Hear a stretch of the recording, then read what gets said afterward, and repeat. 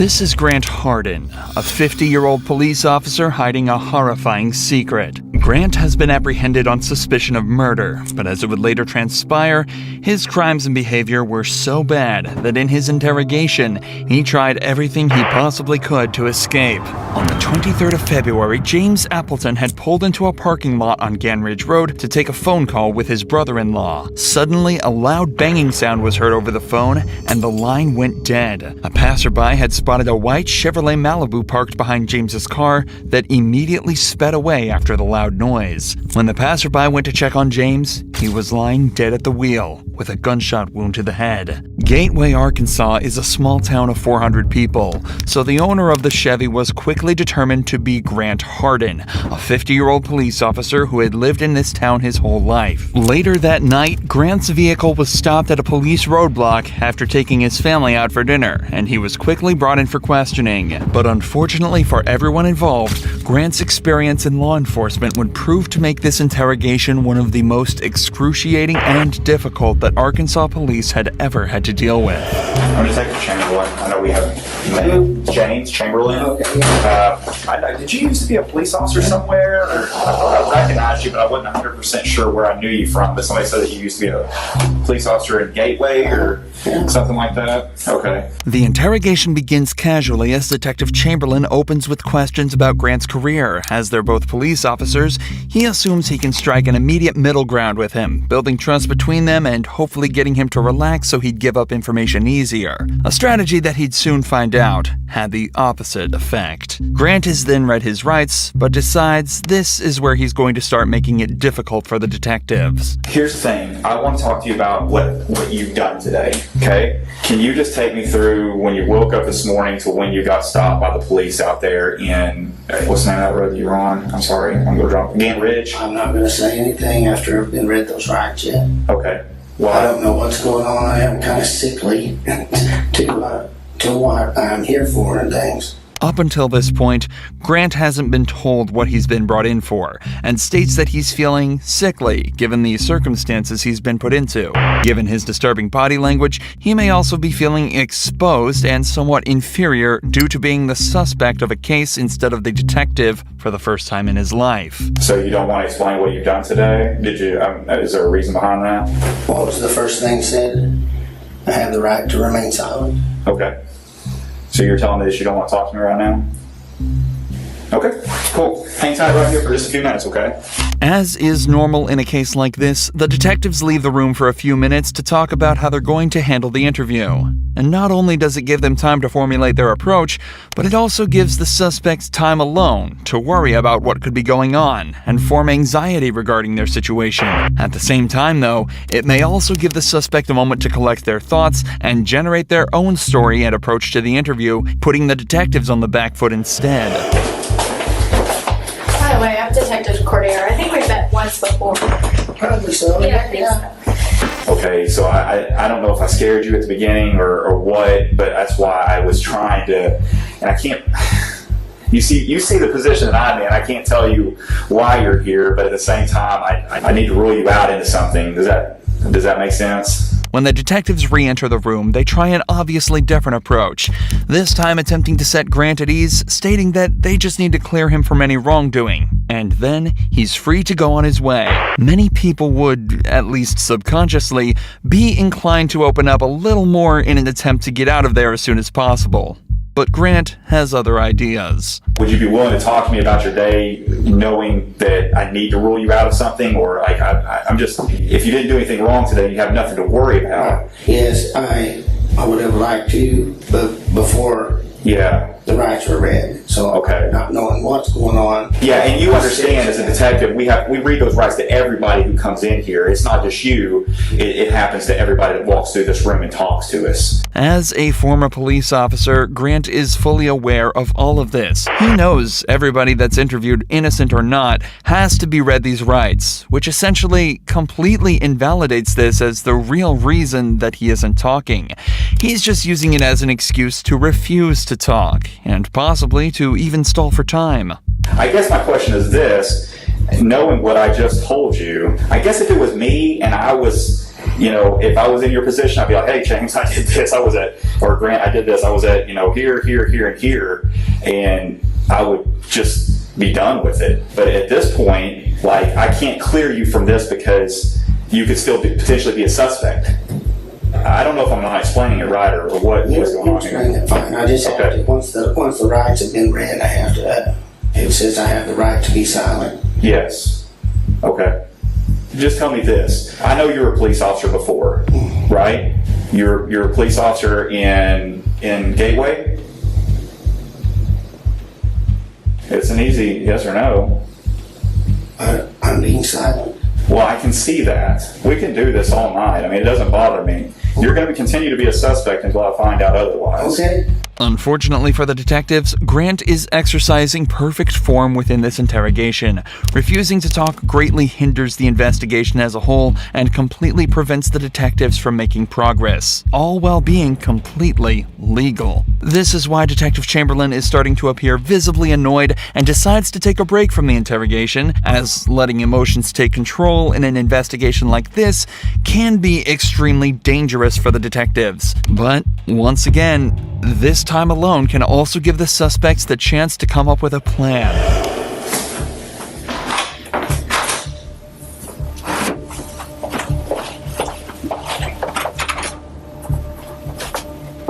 Hello, I need to go You need to go where? home or get ready for work in a little bit. Okay, we'll just have a seat and I'll get it for you. Okay. Okay. All right, thank you. Hey, Grant.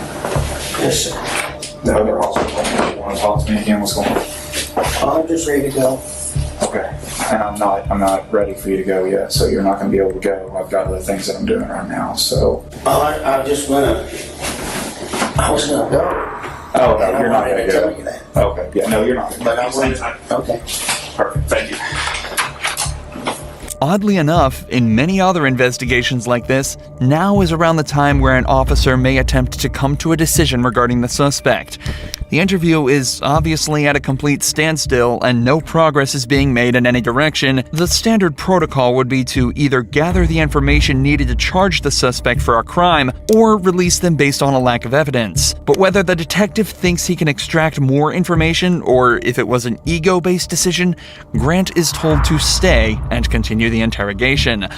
The police then try to take some time to piece together more of the story, talking to witnesses to try and place Grant at the scene of the crime. Despite his silence being perfectly legal and acceptable, it greatly increases the detective's suspicion towards him. Suspicion that's only heightened when Grant's wife says that his only alibi was that she thought he was spreading grass seeds at the time of James's death. All signs point towards Grant, and Detective Chamberlain goes back in for round 3. Detective Cordero is talking to your wife right now. I talked to her a little bit. So I kind of got a timeline of where you were and where you weren't today. We all know what happened, okay? I'm not trying to get you in any trouble. I'm not trying to get her in any trouble. You've got a little daughter, who's 16, who needs her parents, okay? I don't know if you've had a problem with this guy for a while, and this was an accident, or you maliciously chased him down, or what happened. But if I don't get your side of the story, I won't ever know. We're writing a book. You got chapter 1, you got chapter 2, and chapter 3. Chapter 1 is what happened today, what started out today, how your day started. Chapter 2 is what led up to the incident, and chapter 3 is you telling me about what happened to lead you up to that. I know you went to eat, out tonight. I know what you said at dinner. I know that you went to Lowe's afterwards. I know everything, but I don't know what caused the incident. And if I don't know that, I've got to assume the worst.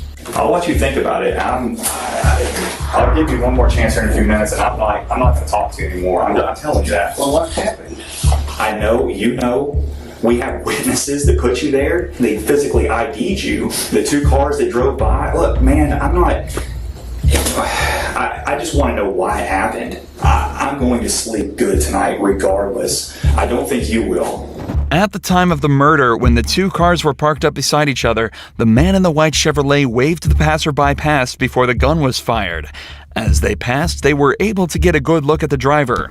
And unfortunately for Grant, it was Andrew Tillman, another resident of the small town who had known him since he was a child, and was hence able to undoubtedly place him at the scene of the crime as the gun went off. Both Grant and Chamberlain know without a doubt what happened to James, but Grant also knows that his only chance of escaping is to continue to remain silent and pray that they can't gather the evidence they need. The detectives are now forced to try almost anything they can think of to get movement out of Grant, starting with allowing him to see his wife and daughter in hopes that it will invoke some sort of emotional reaction within him and get him to talk. Your wife's about to leave. She wanted to give you a hug before she left. Are you good with that? Me too. Okay. All right, I'll be back in a few minutes. Thank you. Unfortunately, even this doesn't work. So instead, Detective Cordiero decides to return alone with a more calm and sympathetic demeanor in a second attempt to build trust with Grant. Often, male suspects are more likely to build a subconscious connection with female detectives due to them often thinking that they're less threatening and more understanding. Realistically, this is the last option the detectives have. All right. Get ready to think about laying down up on that desk, but it looks awful hard. Yeah, I don't know if you'll be any more comfortable up there than what you are now. Can you help me understand how we got to this point? I don't know. I don't know. Man, I remember being on patrol and running into you one night. Help me out on a call, back me up. Oh, It was way back in, I guess almost 3 years now. well, Two, Yeah, probably something so. like that. Yeah, something like that. you guys are always good to help us, help me too. Yeah, absolutely. Brad, you was always right there, man. Cordiero opens up with an anecdote about how Grant apparently backed her up on a case 3 years ago. Even though he doesn't necessarily remember it, this will give him the idea that Cordiero will be even more sympathetic and helpful towards him as he's done her a favor in the past. It also allows them to continue reminiscing about their time on the force and the people they've worked with, further strengthening the subconscious bond Grant will be creating. I just don't understand how we got to this point. Yeah, me neither. If you're willing to talk, tell I'm me. just ready to go to bed. I don't blame you. Me too. Me too. And if we could do that, you just talk to me. Well, I just have to, since you read those rides, I have to do the ride. Well, what's the difference? You know the difference. Regardless of something happened or not, and if it did, if it was an accident, well, tell me. Like, let me help me help you. Like, I want to know what I can do or what happened today to be able to explain it later. I don't know what happened today. I just need to. You know, people are gonna have questions. Your family. Well, I have questions. Well, exactly. So why can't we figure this out together? Cordiero is making a conscious effort to use inclusive language, such as, "We will figure this out together." This and her open and expressive body language are both techniques she's using to make Grant feel more relaxed, and as though he's part of the solution, not the problem. She's also making every effort to be nice to Grant, in hopes that maybe he'll finally open up to her, or at least give her a way in. We can start from the very beginning. I mean, I know you probably slept in because you work nights. I work nights. Trust me, I worked nights for almost 4 years. I understand how that sleep schedule is. yeah, I sleep's all So, messed up. did you sleep in today? Yeah, I bet you did. You could have got to work tonight, huh? Yeah, Yeah. What time did you get up? noonish. Around noon. That's usually what time I got up too. Did you watch anything good on TV? Usually that's what I do. I'd eat and watch TV. I'll woke myself up a little bit. Anything good? Same old stuff Oh yeah? on TV. You watch the same episodes? Or like, do you have a specific TV show you would wake up and watch? Well, we watched, my wife always has it on, I can't remember what channel it's called, right now, TV Land. Oh, okay. I haven't really watched any of that. I couldn't even tell you what it was about. Is your wife like that? Oh, well, I think she'd better watch other stuff, but that's all. Yeah. It might not be about the case, but finally, Grant is talking, and Cordero has found her way in. If she can keep the flow of this conversation up, she might be slowly able to extract information from him even without him knowing. Talking about specifics such as TV shows and sleep schedules, even that could lead to catching him in a lie, and placing him in certain places at certain times. But most importantly, she's building a connection with him and continuing to let him talk, which increases the chance that he either slips up or decides to make it easier on the detectives and answer a question. But predictably, as soon as Cordero started asking him to talk about the case again, he shut down once more, refusing to answer any more questions and staying silent. I think you have a lot to live for. Beautiful family who I've had the privilege of talking to. The way I look at it is you're a man. Men face their mistakes and they own up to them.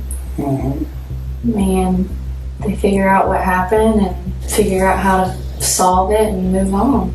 Like I said, I'm honestly here to help you. And I want you to understand that. I wouldn't spend my time in here with you if I didn't. And that something happened today that needs to be explained. Did you make a mistake today? Even after reminding him of his family, Grant doesn't move an inch, again realizing that his only chance of being let off is to not speak and hope they don't find anything. I like you. I like this fella that was a detective here. And I know y'all don't care about any of that and stuff. And I just don't know how to I haven't had this happen before. Being brought in and interrogated for something.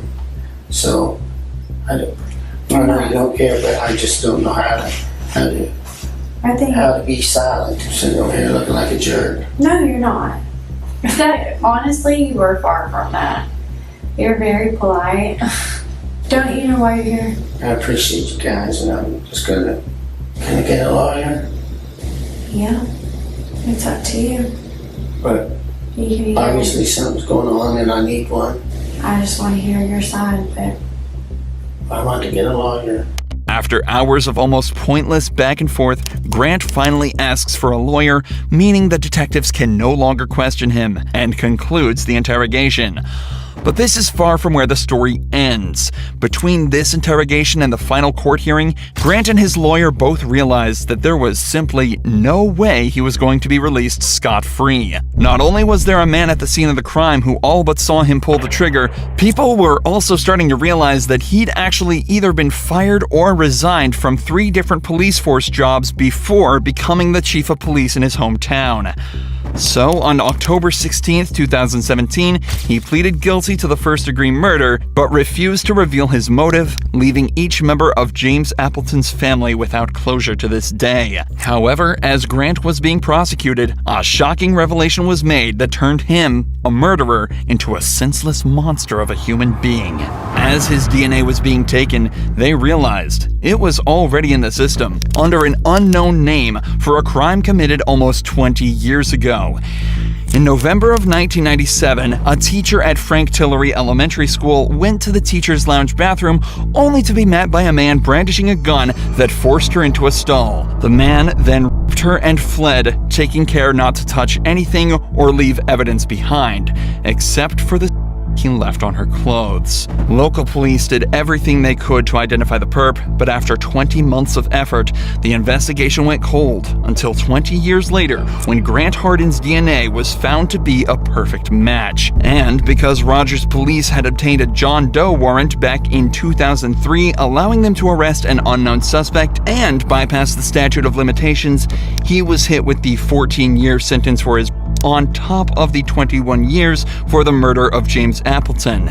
And as such, Grant Hardin was sentenced to 35 years in prison, meaning that he'll likely live out the rest of his life behind bars.